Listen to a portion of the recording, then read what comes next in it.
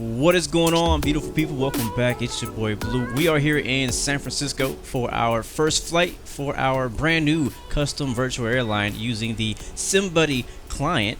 And first flight, first routes can be from San Francisco to Los Angeles, LAX, and we'll be flying the CRJ 200. We will be flying this on the VATSIM network, or we will attempt to. This is just a test flight. This is part 2. If you want to see more about how to actually set up your virtual airline and all that kind of stuff, check out part 1 where I walk through my setup of my own virtual airline named Blue Arrow Global. So make sure you check part 1 out before you see part 2. If you just want to see a flight and enjoy the flight, definitely join us on this flight to LAX. Let's go ahead and board. So before we get started, let's go ahead and take a look at our available flights. So I'm logged into Blue Arrow Global. Again, this is where we left off on part 1.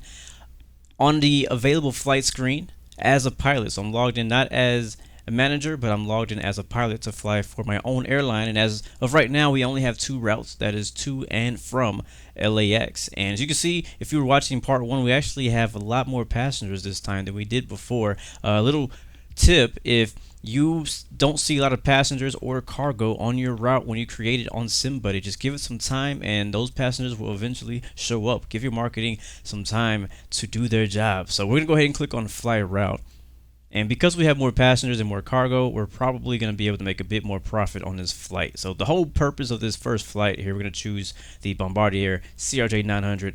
Even though we're going to be flying the 200 on X-Plane, I'm going to be choosing the CRJ 900, so it allows me to get as many passengers as a 900 does. So you could do that for whatever aircraft you would like if you do not own that aircraft on the sim. So we're going to be making a bit more money this time because we're going to have more passengers and more cargo. So fuel burn is going to be 3,428. That's what we're going to put in.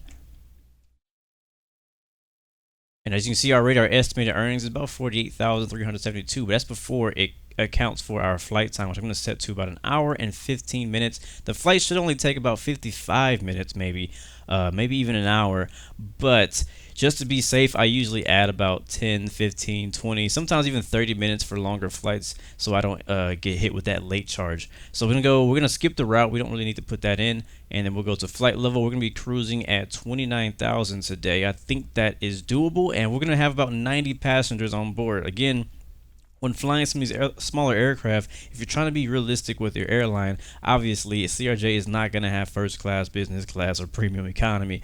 If you do, let me know what airline that is. So we're going to be flying only 90 economy passengers, so our price for our economy flight is a little bit lower than the rest of these. Later on, when we start doing more flights with the 737, the A320 with multiple classes, probably in the next video, you'll see that we'll probably make a bit more profit because we'll have higher prices for first class, business class, and so on, as well as the per hour cost to fly that plane is going to go up. But we'll take a look at all those stats when we finish this flight. The whole purpose, again, is to test it to see if we're going to actually make any money or any profit on this flight. Remember, we have a $5 million loan to pay back. We want to make sure that's doable with the economy that we have created. So we're at 1,212 kilograms of cargo. That has also went up since I was recording part 1. I've recorded on 2 separate days, so the quantity of cargo and passengers has gone up since I recorded part 1.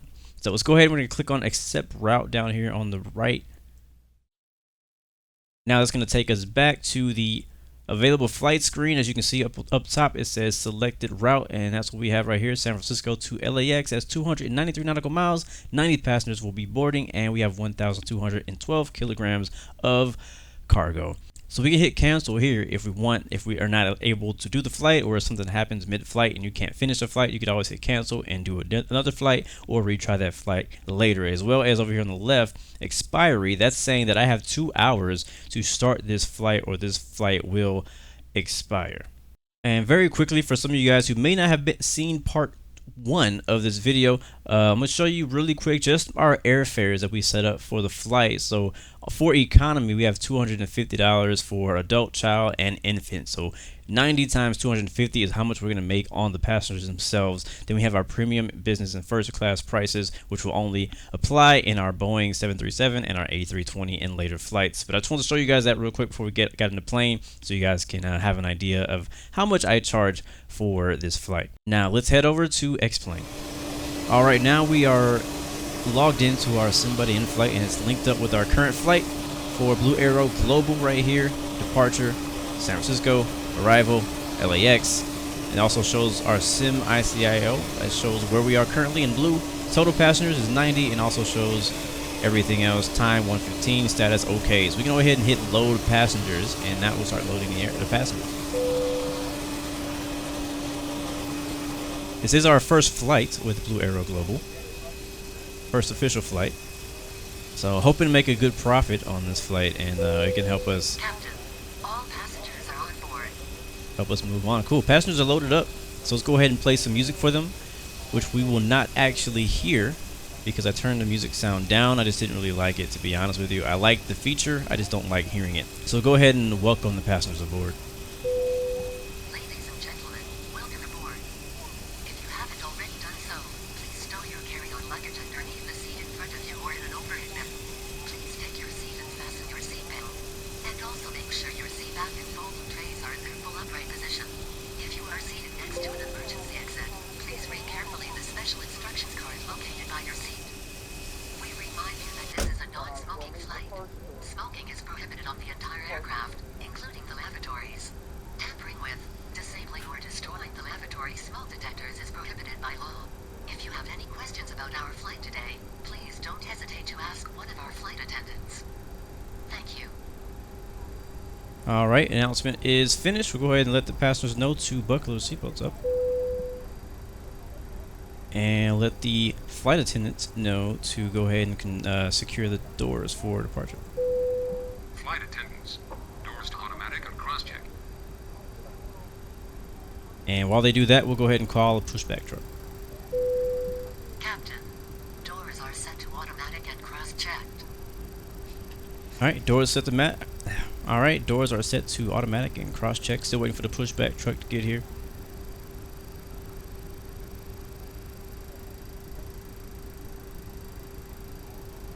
Cabin is secured.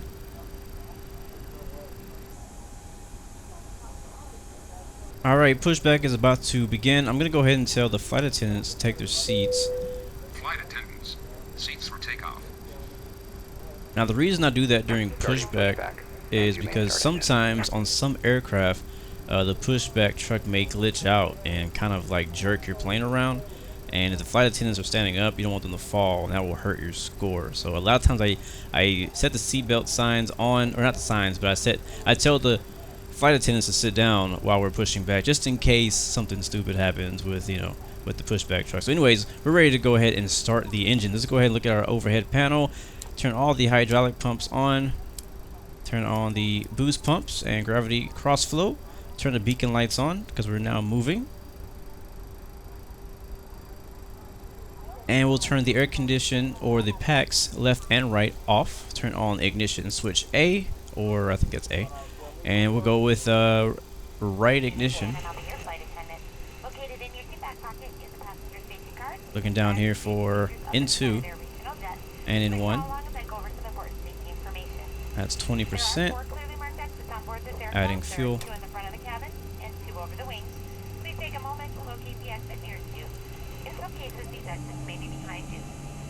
In the event of a power loss, follow the floor illumination strips to the exit. The cabin is pressurized for your comfort and safety. In the unlikely event of a loss of cabin pressure, oxygen masks will fall from the panel above your head. Roll the mask firmly towards you to start the flow of oxygen.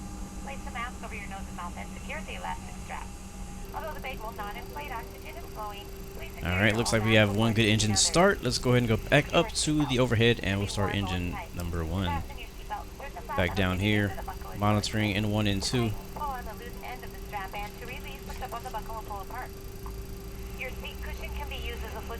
And introducing fuel.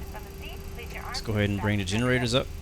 Generator 2 will wait for the engine 1.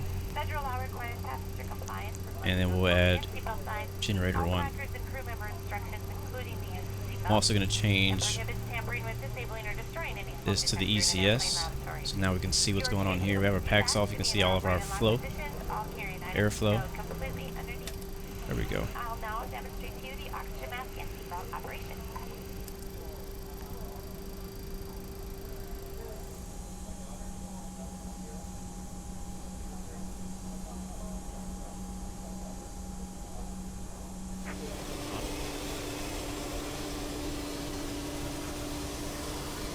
Alright, waving at the pushback truck. We are pretty much good to go, I believe. We can check our controls and everything. Everything seems to be working good. Yes, pretty much as soon as you board the passengers, their happiness starts going down. So obviously it starts at 100%, and we're at 91 because they're getting hungry and thirsty already. So you really want to make sure you're ready to go. You're ready to push back and get started when you hit load passengers. That's one thing I've learned in the past is you don't want to wait too long on the ground, and sometimes you can't really help it. You might get caught up in traffic if you're flying online. We're not gonna have that issue today, but you gotta watch out for that. It's not that you can't get that happiness back, but it might make it a little bit harder for you later on. So right now we're at 91, and I will probably take off somewhere like in the 80s, I assume. Like it's already at 90. Look at that. So we can't serve the passengers until we get in the air, obviously.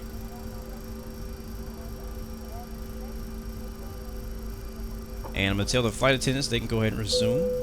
Flight attendants, you can resume your duties. And the reason I do that is because eventually once we get kind of close to the runway, I'll tell them to prepare the cabin for departure, and they're going to have their seatbelts off to do that. But we'll leave the seatbelt signs on for the passengers. Obviously you don't want passengers walking around during taxi.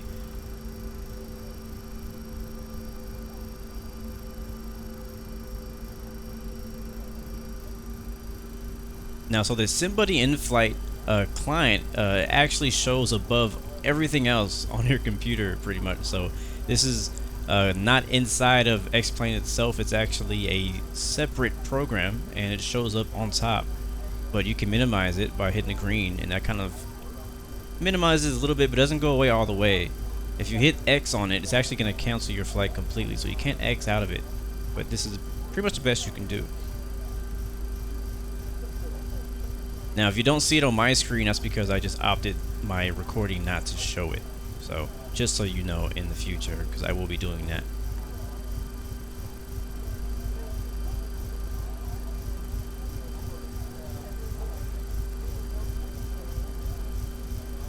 Also, the sounds that you hear, some of them are from Simbuddy and some of them are from the CRJ200. This is on X-Plane. There is a sound pack called, I believe it's BSS Sounds or something like that. And it's actually a pretty cool add-on to go with the CRJ200 add-on. It definitely makes the plane a whole lot more immersive. So I'll try, if I can, to include all those links in the description below. But thanks for watching, and hope you enjoy the flight. Let's get ready for takeoff. I'm going to go ahead and tell the flight attendants to... Flight attendants, prepare the cabin for takeoff.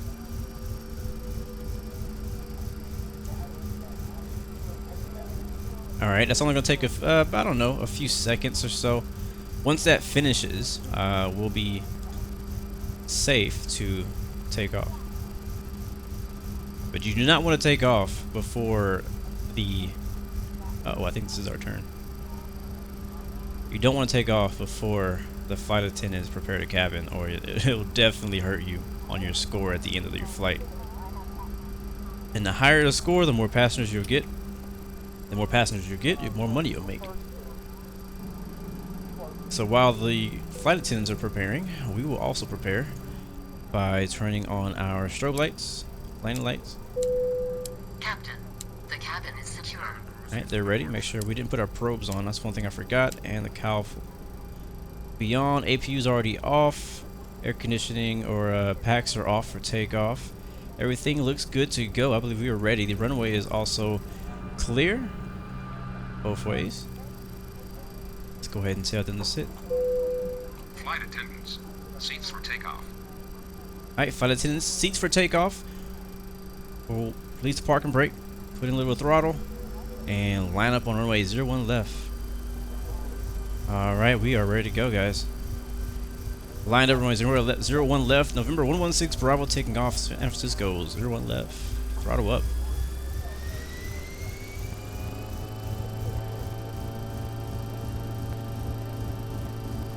Airspeed is alive. And there's 80 knots. Little rudder, little rudder. V1. And rotate slowly.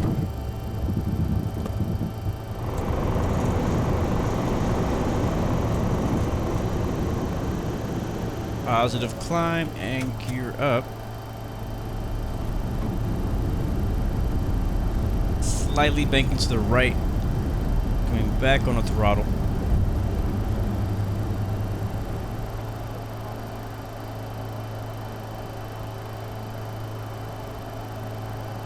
I don't want to pull out, I don't want to go too fast. You got to be very gentle with the joystick or however, whatever you're using. You got to be very gentle on takeoff or you'll scare the passengers.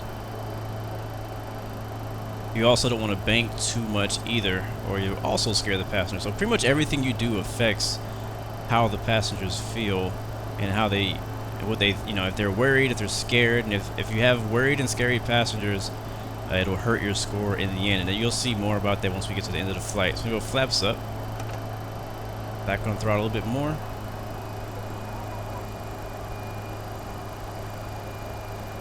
Gonna go ahead and continue direct to wages. Right now we're flying radar vectors. See on our flight director is now directing us to turn right. You don't want to spend too much time. You want to make sure you stay on schedule. So if I flew those vectors for too long, we could be behind schedule. Alright, there we go. Looking good. Alright, we'll set our speed to about right there. Speed mode.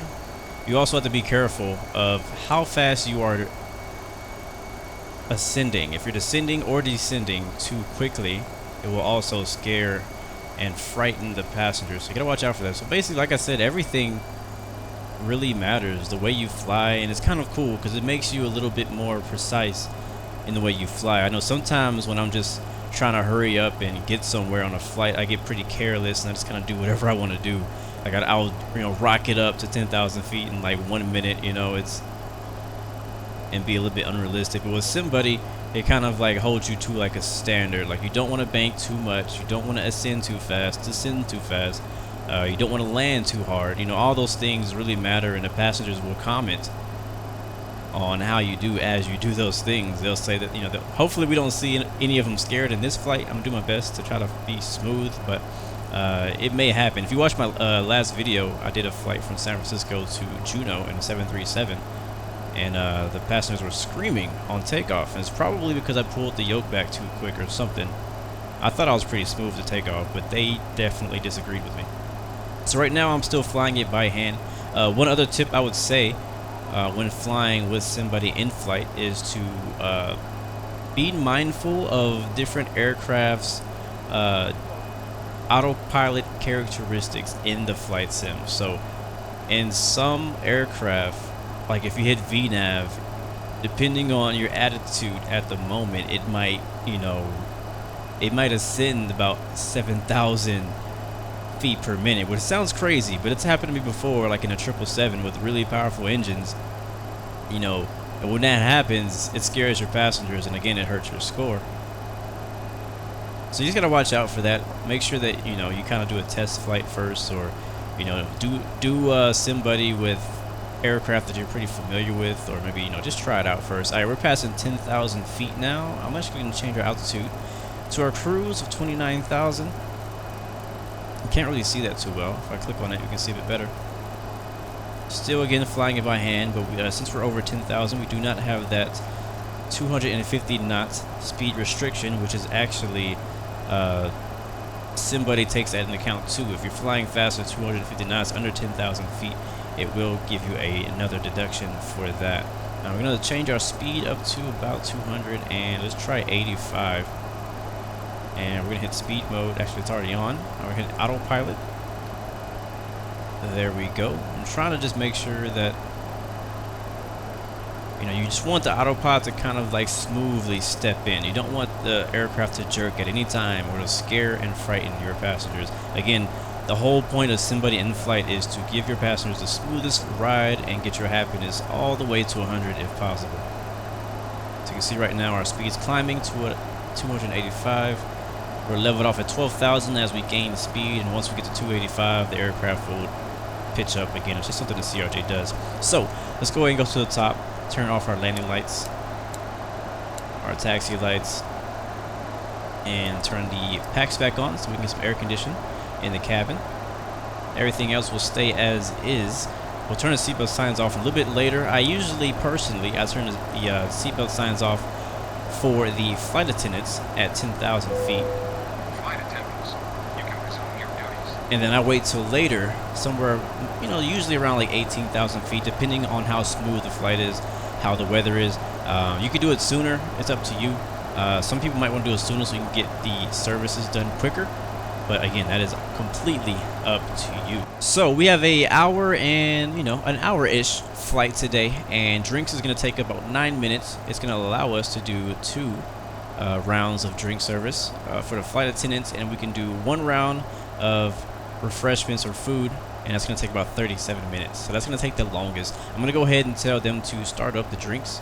So I'm going to do drinks and then food and then try to finish with drinks. We're going to try to get that to work. Let's see if we can get that timing correctly. And then we're going to start the IFE, which is in-flight entertainment, which is going to take 22 minutes, and we can do that twice as well. Captain, we have started the in-flight entertainment. Cool. So the in-flight entertainment obviously is going to help with the boredom, help them not be as bored in the flight. Personally, I don't usually get bored in any flight. Not until maybe cruise or like, you know, an hour in, I start watching the movies because I'm just looking out the window the whole time, enjoying the scenery the whole. So if you take too long to turn the seatbelt signs off for the passengers, they will complain, and you will get deductions for that too. So right now, flight attendants are busy. They are doing the drinks, and they are doing they're doing the drinks, and they just turned on the in-flight entertainment. So today's in-flight entertainment is Shark Week on the Discovery Channel. Yeah, that's what I'm watching during this flight, so it's going to be very interesting. This flight's going to go by so fast because I'm going to be watching TV. Beautiful scenery off the right wing there. Holy crap.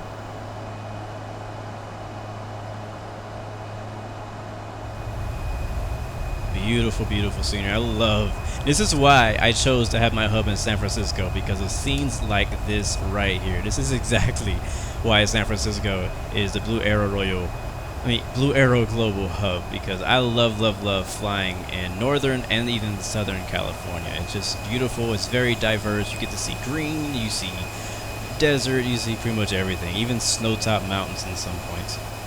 So we're flying the Bombardier CRJ 200, serviced by American Eagle. I am working on my own livery for the CRJ, but I did not get it done in time for this video. I didn't want this video to have to wait any longer.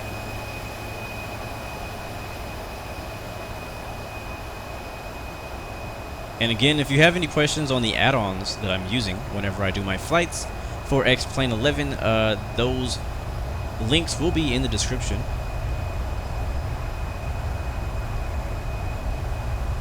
Beautiful, beautiful.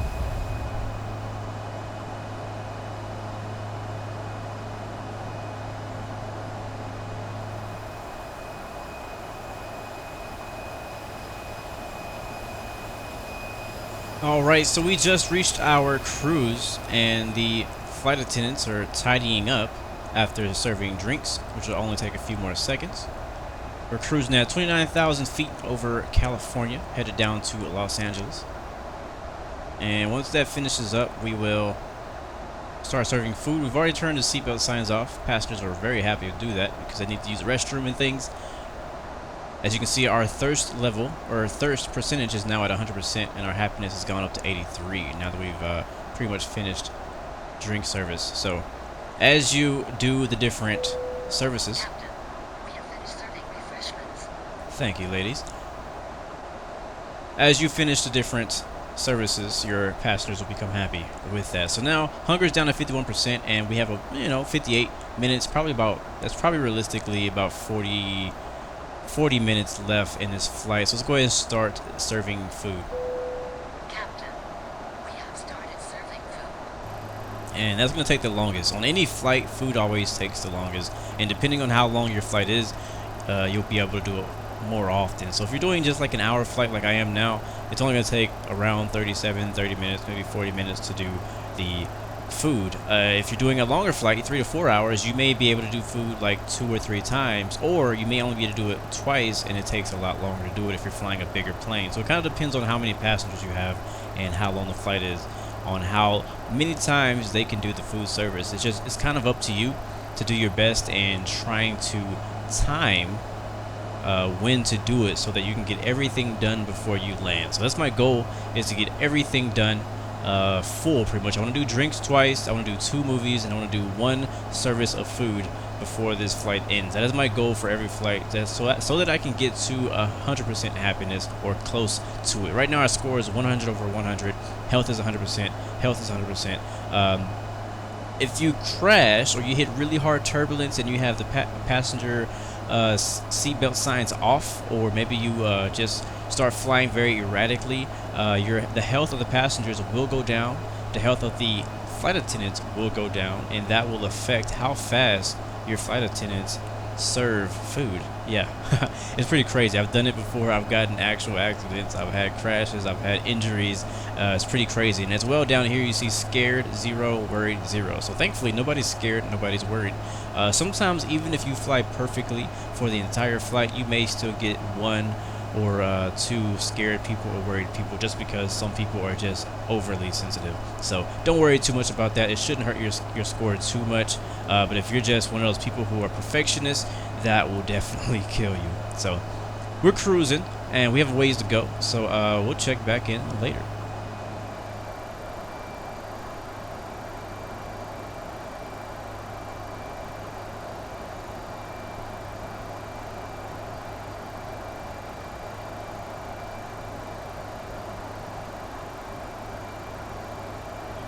Good day, American 116, just going to maintain 7,000. Down to 7,000, American 116. Alright, clear to 7,000. Southwest 665, climb maintain 13,000. Screen is so small, I gotta click on Climb the maintain 13,000, Southwest 665. I'll also slow our speed down to 250 knots. American 116, depart Santa Monica, heading 070 vector for the visual approach. 070 from Santa Monica. American 116. 070 from Santa Monica. Features 1021, leaving my airspace, radar service terminated. So we're 9 miles from that. So I'm going to go ahead and set my Over you, go for headings to 1021. 070. Shit. We'll get vectors to the ILS for runway 25 left. So nice. We'll get a nice little shortcut here, looks like. There we go. So we keep an eye out on how close we are. There's SMO right there, Santa Monica.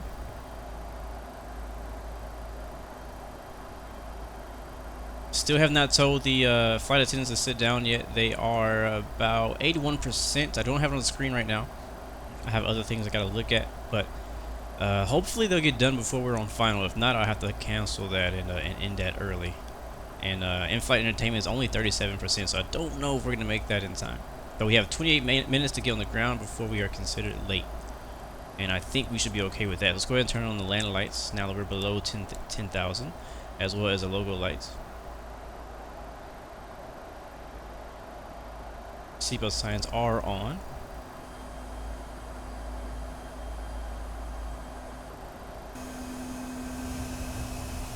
I can see the coast of Southern California over there off our right wing, though. To the south, I believe. That is Los Angeles, where you see all those flashy lights. That is traffic down there at Los Angeles as we fly over the beach over Santa Monica. Speaking of Santa Monica, remember we had to turn 070 when we get there. Beautiful, beautiful view. One is flat, 73. I don't see on my radar. Where are you located? Alright, we're at 7,000 leveling off. Just... Yeah, American 116, just going to maintain 2,500. 2,500 for American 116.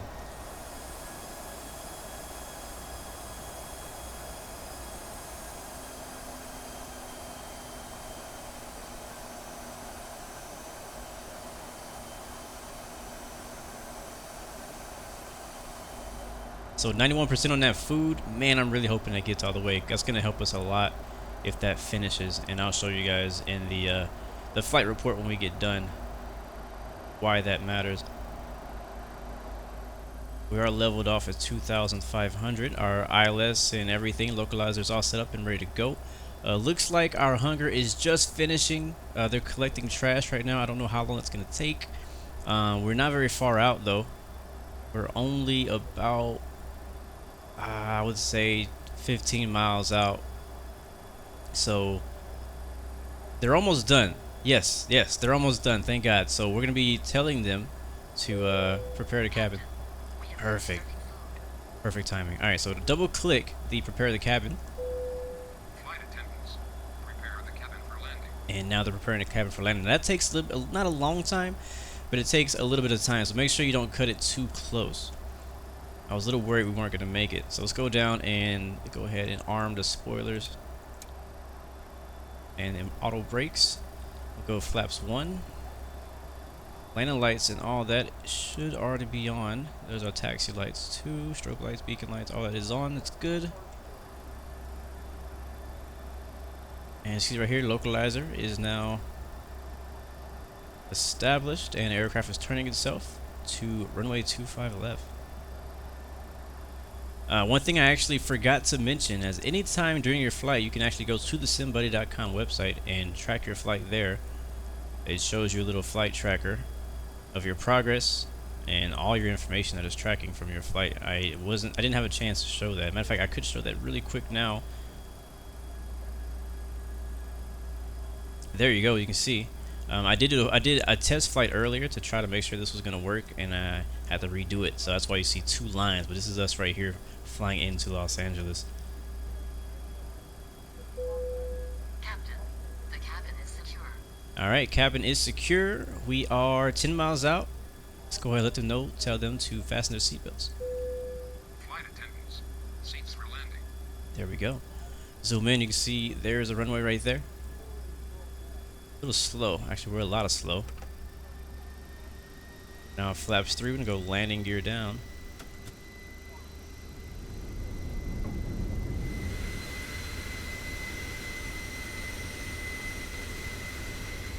American 116, copy. American 116, do you have the airport in sight? Airport in sight. Sorry about that. Forgot to American report 116, clear site. visual approach runway 25 left, contact the tower, 120.95 today. Clear visual, contact tower. Good day. So let's go ahead and switch over. We forgot to do that. Alright.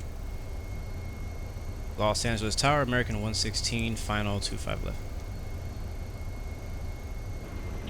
American 11, correction, American 116, LA Tower, good afternoon, wind 240 at 11, runway 25, left, clear to land. 25 left, clear to land, American 116, thank you.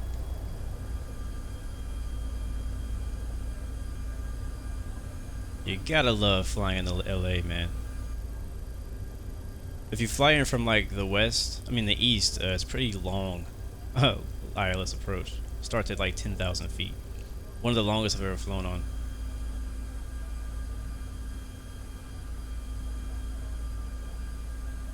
Alright guys, here we go. Alright, double checking here. Seatbelt signs are on for the flight attendants and for the passengers. The in-flight entertainment is not ended just yet. It's 95% done, but that can go while everybody's in their seats. So maybe it'll end before we get to the gate. We'll see what happens.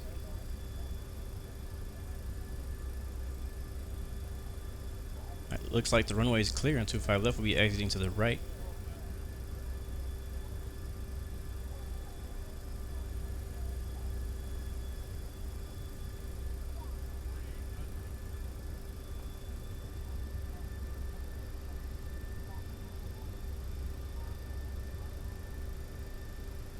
Disconnecting autopilot.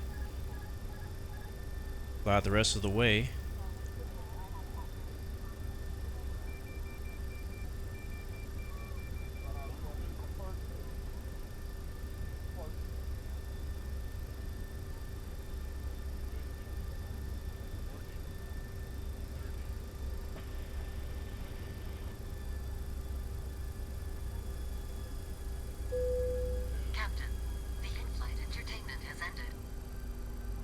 drifted a little bit over to the right of the Delta center line, 1129 LA Tower.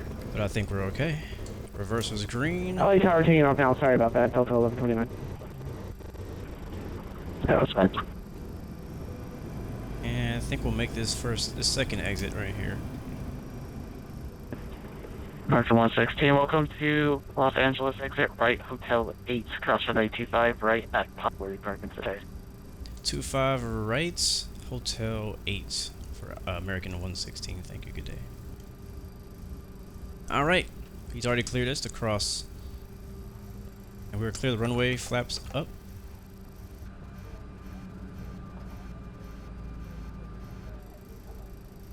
And let's go ahead and make the landing announcement. So we gotta tell the flight attendants You can resume your they can resume.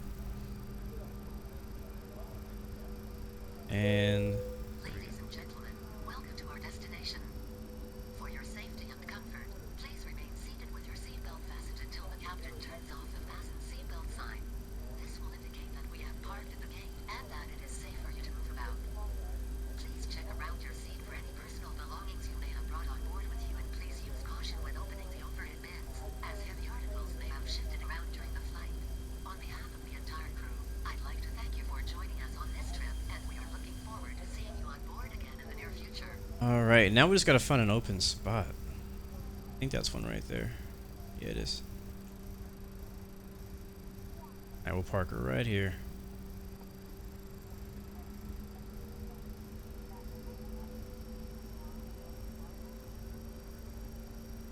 Welcome to LA.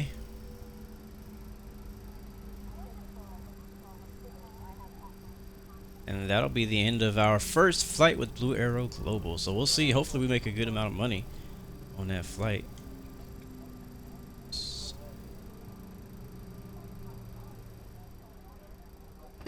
Go. And to end the flight, just make sure you configure the doors. flight attendants. Doors to manual. Doors are manual. And I can tell the passengers to unbutton their seatbelts. Go ahead and power off here. Doors are set to manual. Alright, doors are set to manual. Stand by. And you can actually offload the passengers before you turn the engine off.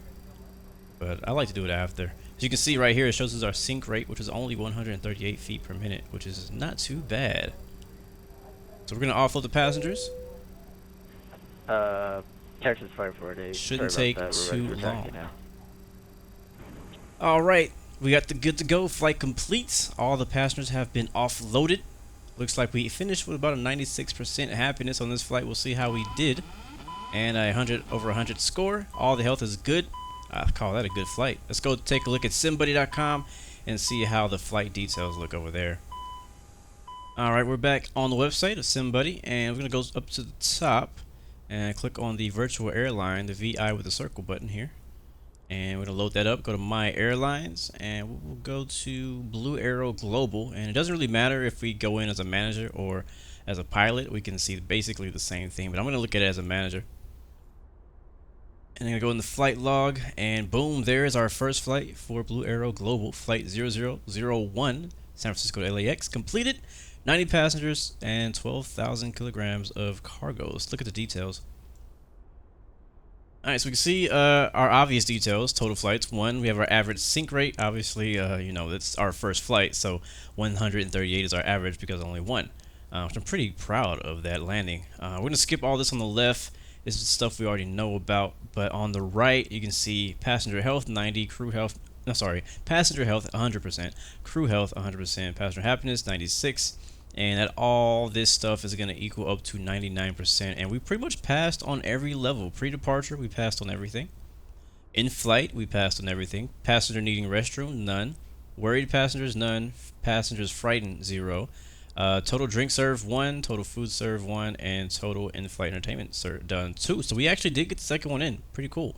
Cabin prepared for landing, all that stuff in the arrival phase was also passed. So if you fail to do any of this, it'll be red and it'll say fail, and it'll go against your final score. So we got a 99%. Not sure why we didn't get 100. I guess because we had 5% people hungry, 6% people thirsty, and 2% people bored. So, you know, it's pretty hard. I don't know if I've ever gotten 100%, but 99% is not too bad. We also have our event log here, and then below is what we really want to know, and that's how much money did we make on our finances. So let's see, Bombardier CRJ 900 operating costs 1,500 per hour, so that cost us 1,520, and landing fee was 1,500. We got 76 economy adult passengers, which cost 250 per passenger. That's 19,000 for them, 13 children, and 1 infant. So that all equals up to, looks like, oh, actually, let me take that back. Onto the cargo revenue from San Francisco LAX, 1,212 kilograms at $25 per kilogram. So we made a lot of money. We actually made more money on cargo than we did on passengers. So that may be something I need to adjust and maybe lower. We'll see how that goes. And pilot salary was about $507, and fuel burnt 793 kilograms at 1.5 per kilogram. So we only paid about $1,000 a, you know. So I mean, these prices may be low. So I probably could go either down on the cargo prices, or I can go down even on the passenger prices. But I'm pretty happy with this $48,000 in a 1 hour flight. Again, we have a lot of money to pay back, so I'm feeling like at this rate we could probably actually get somewhere. So I'm gonna probably leave it like that. We'll see what my pilots think. I do have a Discord channel that I created for my pilots for Blue Arrow Global. So that link will also be in the description if you want to fly with us and help us out. That'll be helpful. But definitely looking for feedback from people and my pilots to see, you know, what can I do to make it more realistic, and but also keep it at a level that we can actually obtain the objective of paying back the loan and making a bunch of money and being one of the best airlines on the Simbuddy. That's kind of the goal, is, you know, to be on the top list of best airlines with the best landings and all that good stuff. It's kind of what you want to do. So it's also shows our route. So pretty good. Not going to complain about that. I'm thinking if we do enough flights like that, we can definitely cover all of our monthly costs, including our cost that we got to pay for our loan. So pretty good flight. Well, guys, thank you so much for watching. Hopefully this video doesn't go too long. Hopefully now you understand how to set up an airline and actually make money. You got to be really careful with those prices and how you set those up, because if not, you will definitely go negative or very quickly or make a very little profit. So we're making $48,000. I'll take that in one flight in a CRJ. I can't wait to hop in a 737, because when we get in that baby, we're gonna make lots of money. I'm thinking. So also thinking about adding a cargo section or a cargo airline as well. So stay tuned for all that kind of stuff. Thank you guys again so much for watching. If this helped you, make sure you hit the like button. Remember, you got 3 choices though: give up, give in, or give it all. You got peace, love, and God bless you. Thank you so much for watching. I'll see you next time.